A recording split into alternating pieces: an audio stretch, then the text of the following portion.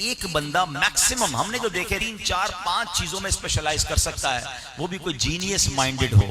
مگر اعلیٰ حضرت کا کمال یہ ہے کہ آپ 100 کے قریب علوم میں اتھارٹی کا درجہ رکھتے تھے.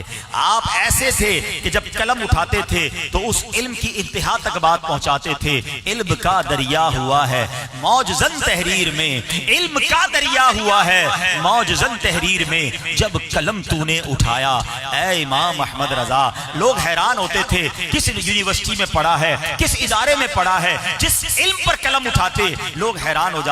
بڑے بڑے علماء کہتے ہیں اعلیٰ حضرت کی شان یہ ہے آپ سے فقہ کے بارے میں سوال کیا گیا، آپ نے فقہ کے بارے میں جواب دیا. آپ نے حدیث کے بارے میں آپ سے سوال کیا گیا، آپ نے حدیث میں جواب دیا. آپ سے جناب میتھمیٹکس کا کوسچن پوچھا گیا، آپ نے اس کے بارے میں جواب دیا. علم میراث کا سوال ہوتا ہے، علم میراث کا جواب دیتے ہیں. تفسیر قرآن کے بارے میں سوال ہوتا ہے، اس کے بارے میں جواب دیتے ہیں. سنو آپ سے فارسی میں سوال ہوتا ہے، فارسی میں جواب دیتے ہیں. انگریزی میں سوال ہوتا ہے، ہاں اعلیٰ حضرت نے انگریزی میں جواب عطا فرمایا. آپ سے جناب عربی میں سوال ہوئے، آپ نے عربی میں جواب دیے. آپ سے نظم کے ذریعے سوال ہوئے، آپ سے اشعار کے ذریعے سوال کیا گیا. اپنے فتوے میں اعلیٰ حضرت نے اشعار کے ذریعے جواب دیے. کون سا علم تھا جس کا جواب آپ کے پاس نہیں تھا؟ اب علماء کا ایک طبقہ کہتا ہے کہ ہم نے جانا کہ اعلیٰ حضرت 100 علوم میں ماہر تھے. کیسے جانا؟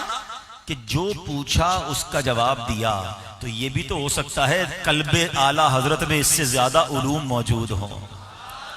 جس نے جتنا پوچھا آپ نے اتنا جواب دے دیا نا.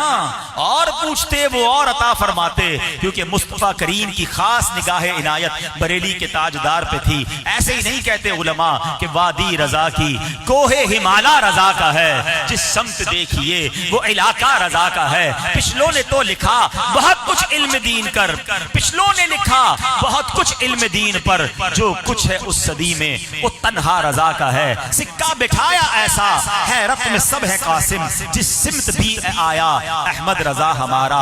ملک سخن کی شاہی تم کو رضا مسلم، جس سمت آ گئے ہو سکے بٹھا دیے ہیں. اللہ اکبر.